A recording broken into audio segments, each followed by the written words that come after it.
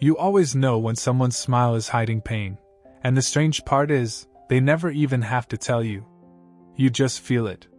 Like a silent current moving through the room, it runs into you, through you, and settles in your chest as if it were your own. This is the gift and the burden of the empath. From the very beginning, you were different. You didn't just hear people's words, you absorbed what lived behind them. You noticed the tremble in a voice when no one else paid attention. You caught the hesitation in a friend's laugh, the way an adult's silence could hold a storm. And while other children played lightly, you often carried a heaviness you couldn't name. People may have called you sensitive, but they never understood what that really meant.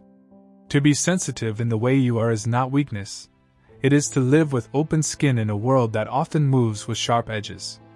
Over time, this sensitivity became both your greatest strength and your deepest wound. People were drawn to you because you made them feel safe. Strangers told you things they never told anyone else. Friends leaned on you, sometimes too much.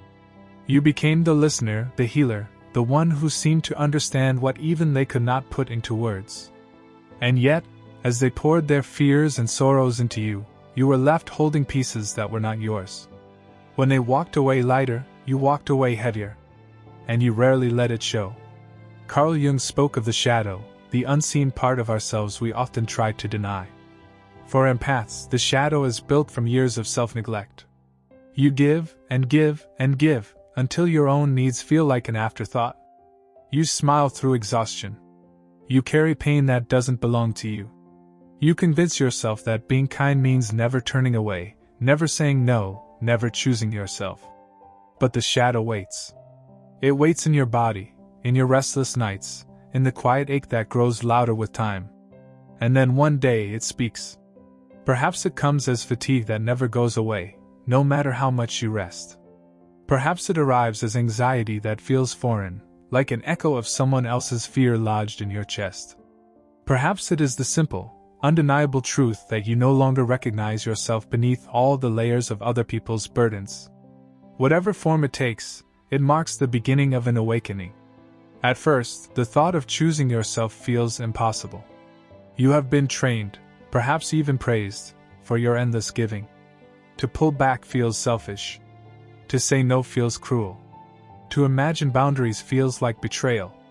Yet deep inside, a quiet voice insists that this is the only way forward.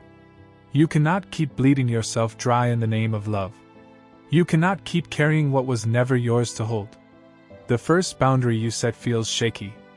Your voice trembles when you say no. Your heart races when you walk away instead of staying to fix. But afterward, something inside you shifts. You feel a new steadiness, as if the ground beneath your feet has been waiting for this moment all along. Boundaries, you realize, are not punishments. They are acts of self-respect. They are the doors that guard the sanctuary of your inner world. Not everyone will welcome this change. Some will resist, because they were used to your endless yes. They may call you distant, accuse you of being different, of no longer being the same person they depended on. And in truth, they are right. You are no longer the same. You are becoming someone stronger, someone more whole. The ones who truly love you will understand. The ones who only took from you will fall away. And though the loss may sting, it also brings a strange sense of freedom. With each boundary you honor, you reclaim another piece of yourself. You begin to notice that silence no longer feels like loneliness, but like rest. You discover that time spent alone fills you instead of emptying you. You realize that saying no creates space for deeper, more authentic yes. And slowly, the exhaustion that once defined you begins to lift. Carl Jung described individuation as the journey of becoming whole, of embracing not just the parts we show the world, but also the parts we hide. For the empath, this process means facing the shadow of self-abandonment and choosing to step out of it. It means recognizing that empathy is not meant to be a prison, but a bridge. A bridge that connects you to others without erasing yourself. As you grow into this new way of being, your energy changes. You walk into a room no longer bent beneath invisible weight, but standing upright, grounded, steady. People notice. Some cannot name what is different, but they feel it. Your presence is no longer something they can take from without consequence. It has become intentional, radiant, unshakable. And here lies the paradox. The moment you choose yourself, your empathy does not shrink. It deepens. Because now it flows from fullness rather than depletion. You can give without losing yourself. You can care without drowning.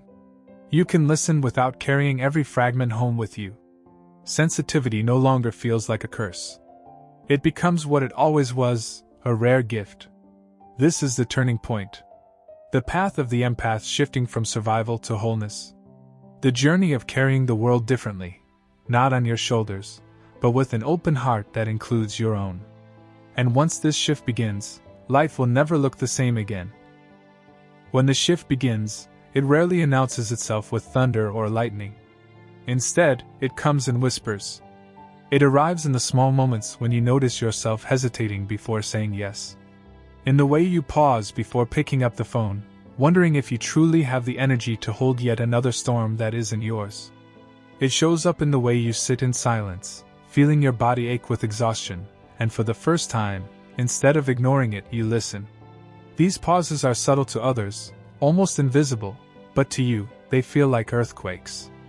In those moments of hesitation, something inside you starts to awaken. You realize you no longer want to be on call for everyone else's pain. You no longer want to be the sponge that absorbs emotions until you feel like you are drowning in someone else's ocean. It doesn't mean you stop caring. It doesn't mean your heart grows cold. It means your heart is finally asking for balance, asking to be cared for, not only used. At first, this feels strange, even uncomfortable. You've been conditioned for years to equate love with sacrifice. To you, compassion was always tied to giving something up, your time, your peace, your energy, your needs.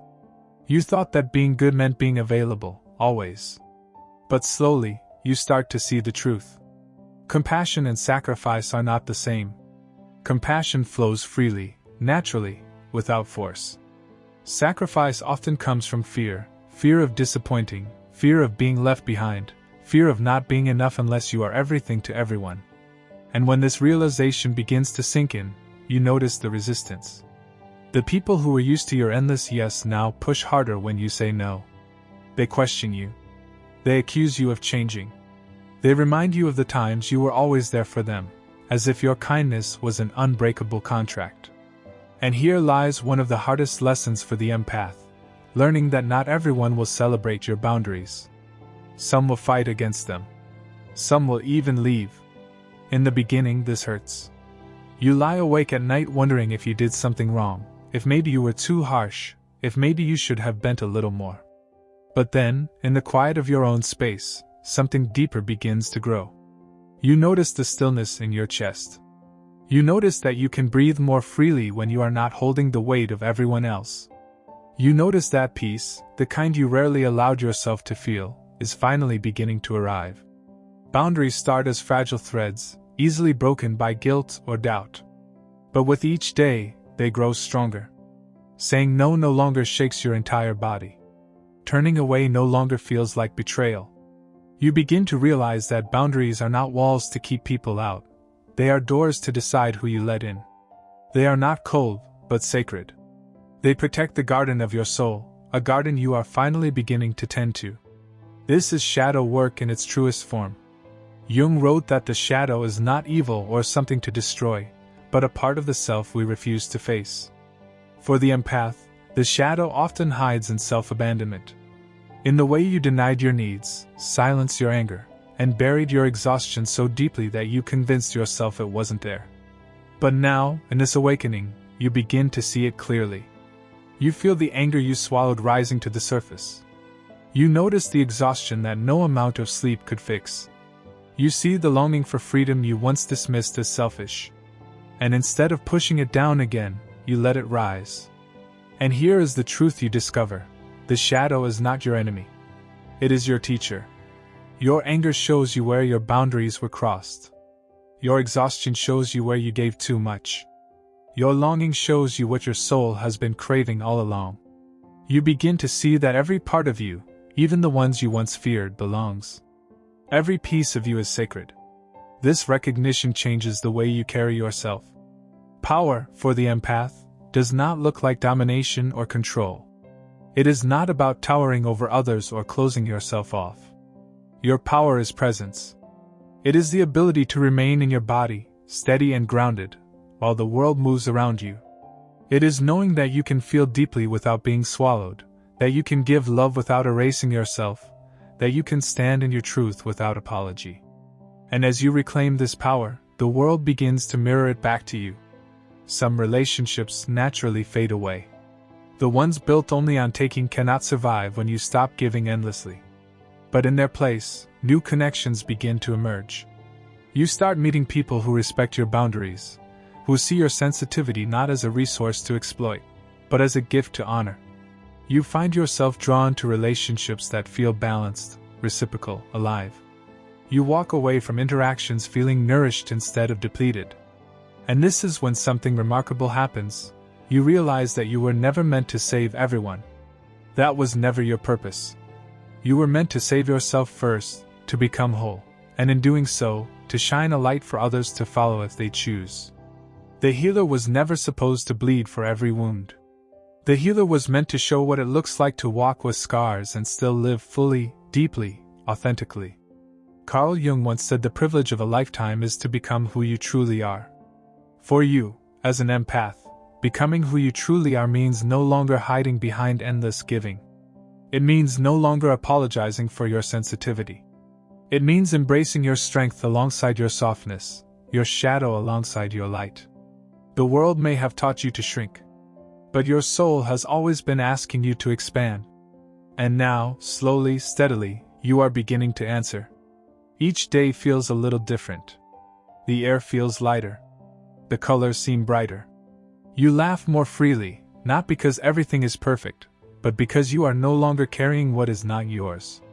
You rest without shame, because you understand that rest is not weakness but a sacred act of renewal. And perhaps the most profound change of all, you begin to trust yourself again. Not just your ability to sense others, but your ability to stand guard over your own heart. This trust is the foundation. It is what steadies you when doubts creep in. It is what keeps you firm when others question your choices. It is what allows you to stand tall, not as a rescuer, but as a whole human being. And with each passing day, this trust grows deeper. The empath who once lived only for others is learning to live for themselves too. And in that shift, a new kind of empathy is born, one that flows from fullness, not depletion. One that heals without erasing. One that loves without losing.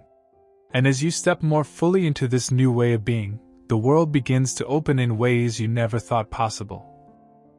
When you step into this new way of being, the first thing you notice is how quiet everything becomes. Not the silence of emptiness, but the silence of peace. For years, your mind was filled with the noise of everyone else's emotions. Their sadness became your sadness. Their anger became your burden.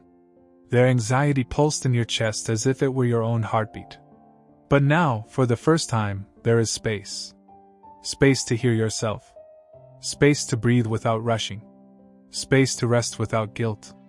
This silence is not empty, it is sacred. In this sacred space, you begin to meet parts of yourself that you had ignored for far too long.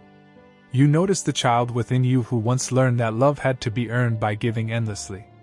You see the teenager who felt different, misunderstood, who carried emotions too big for anyone else to handle. You see the adult who kept wearing the mask of strength while secretly longing for someone, anyone, to notice how tired they were. These pieces of you, once abandoned, now come forward. And instead of pushing them away, you embrace them. You tell them it is safe now.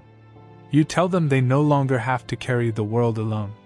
This is the deeper work of the empath's journey. Shadow work is not only about saying no to others, it is about saying yes to yourself.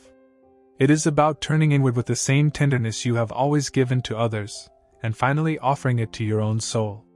You realize that the love you were so willing to give away was always meant for you too.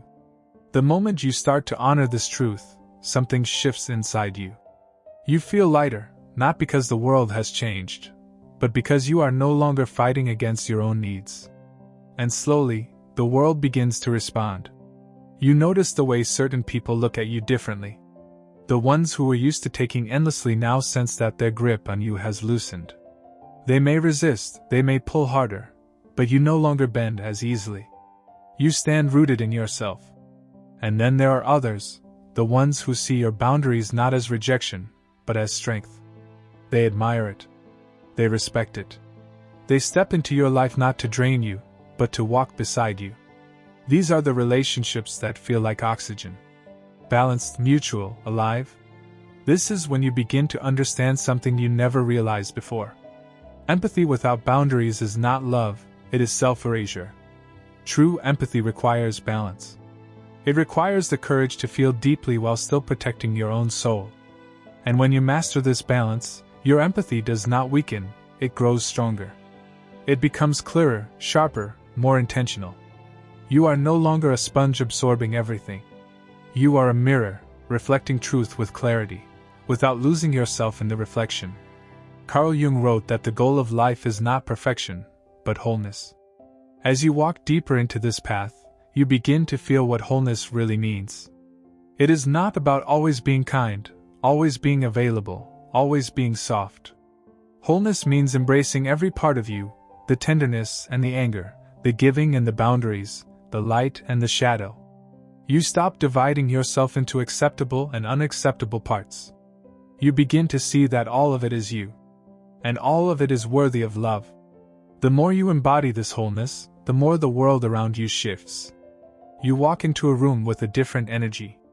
People feel it before they even understand it. You no longer bend under the weight of everyone else. You stand tall, steady, grounded.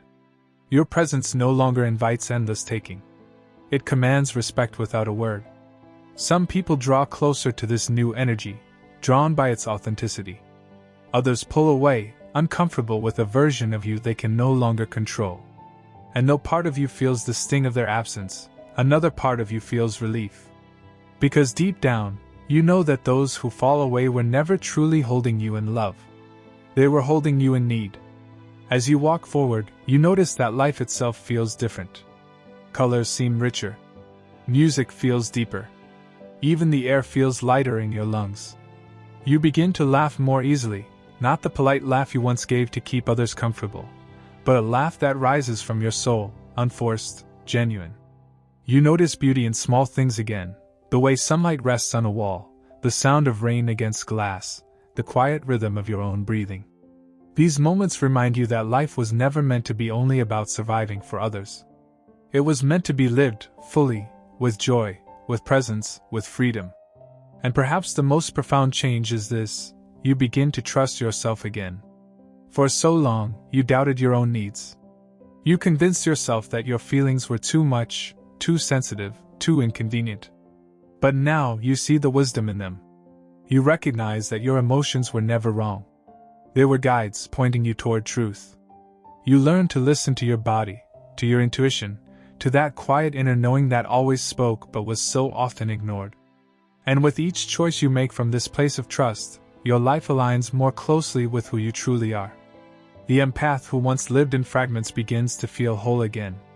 No longer a vessel for everyone else's pain, but a being in their own right. No longer defined by sacrifice, but by presence. No longer dimmed by overgiving, but shining with a steady, grounded light. And as you settle into this wholeness, you begin to see the world differently too. You realize you were never meant to carry everyone. You were meant to walk your own path, to embody what balance looks like, and in doing so, inspire others to find it within themselves. This is the deeper calling of the empath. Not to fix, not to rescue, but to become whole, to become true, to become a living reminder that sensitivity is not weakness, but a rare and powerful strength when it is rooted in self-respect. And as you embody this truth, your life begins to unfold in ways you could never have imagined. There comes a moment in every empath's life when the mirror they have been avoiding can no longer be turned away. For years, they have looked into other people's eyes and seen every flicker of pain, every ripple of longing, every fracture of insecurity. They have carried it all as if it were their own. But one day, they look into that same mirror and realize they can barely see themselves anymore. Their reflection feels blurred, almost ghost-like, as though their own identity has been watered down by the endless tide of emotions they have absorbed. This is the beginning of awakening, and once it starts, it cannot be undone. It begins with small recognitions that feel like shocks to the system. They notice how often they agree just to keep the peace, even when their heart is silently breaking. They notice how drained they feel after conversations with people who call themselves friends, but only ever arrive with complaints, demands, or hidden envy. They notice how they shrink in the presence of those who pretend to care, yet always twist the connection into control. These realizations cut deep, because the empath has spent years telling themselves that if they loved harder, if they were patient longer, if they endured just a little more, things would finally change. But here is the truth that settles heavily in their bones: it never changes, because the people who take without giving do not want balance. They want supply. And the empath was their perfect source. Carl Jung once spoke of individuation, the process of becoming whole. For the empath, individuation begins the moment they stop trying to heal others at the expense of their own soul. It begins the moment they allow themselves to step back, even if it means disappointing those who are used to feeding on their light. This is not cruelty, it is clarity. It is the soul remembering that wholeness cannot come from self-erasure. But this awakening is not simple. It comes with grief, because the empath must mourn the version of themselves who was always available, always open, always ready to sacrifice.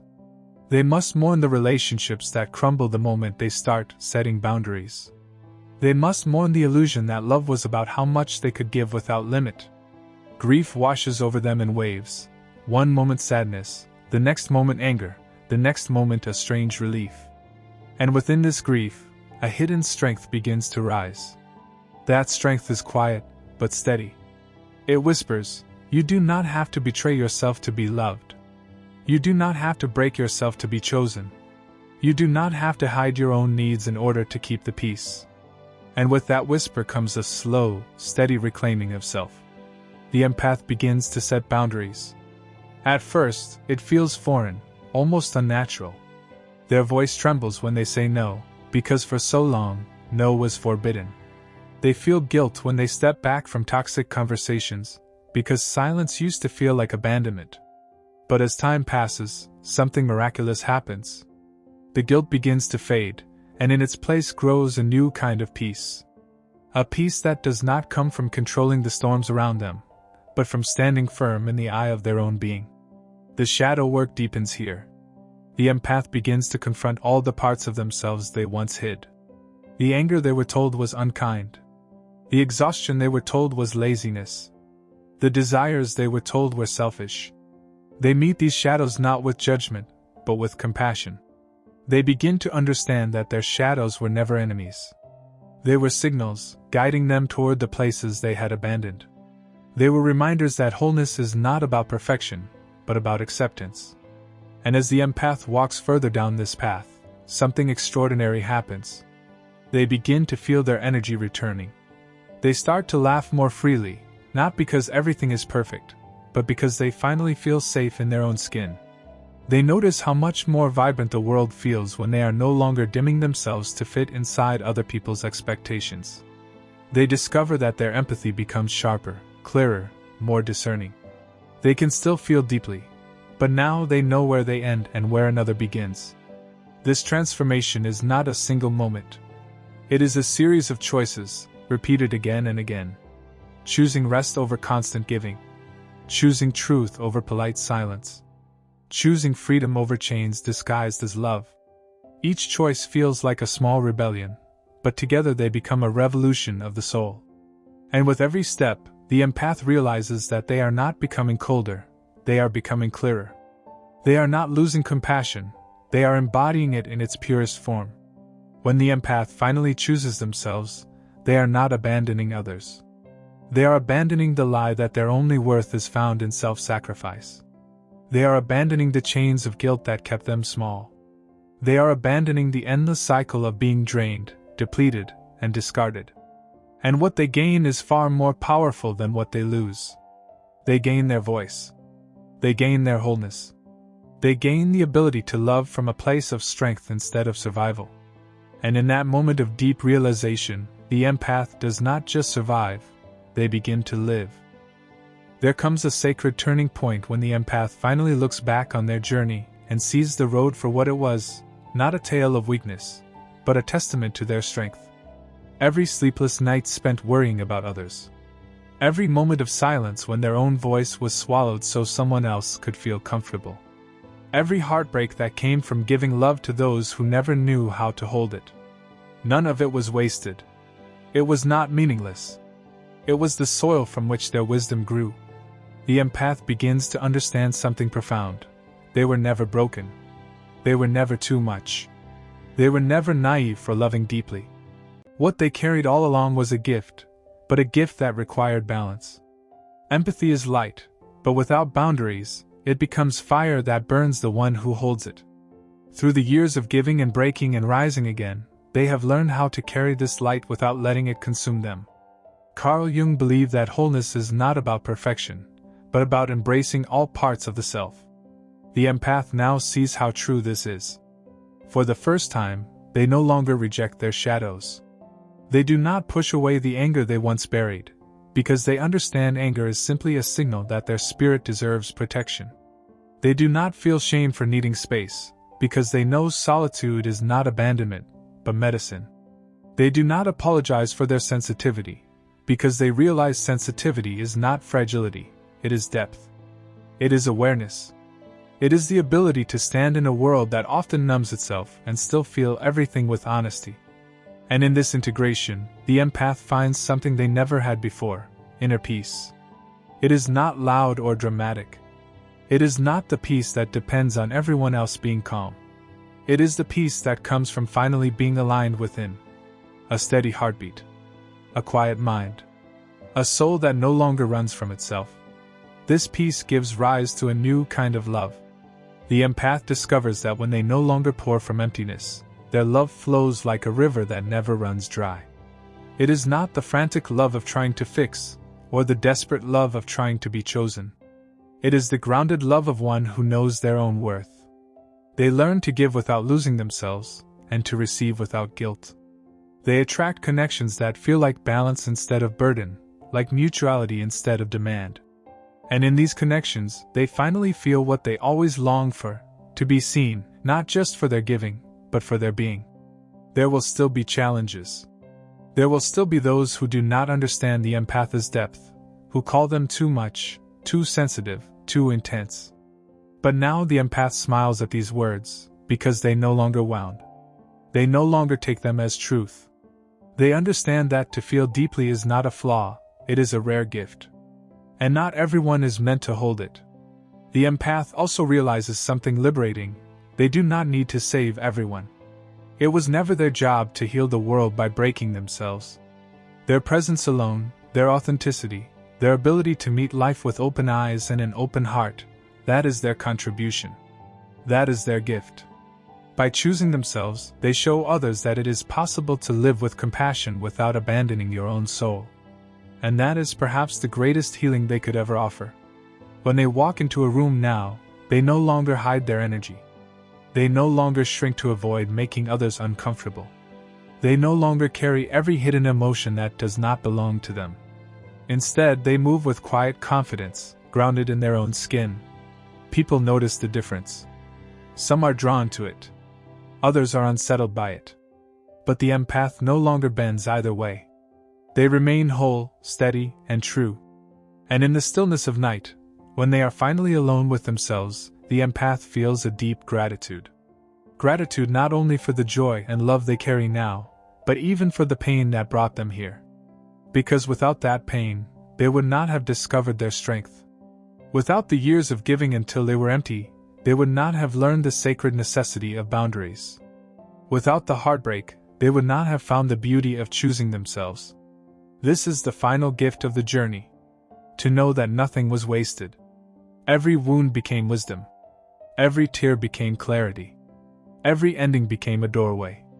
And so the empath rests, not as the person who once gave everything away, but as the person who finally came home to themselves. They are no longer chasing love, they are living it. They are no longer a vessel for everyone else's storms, they are the calm center of their own life.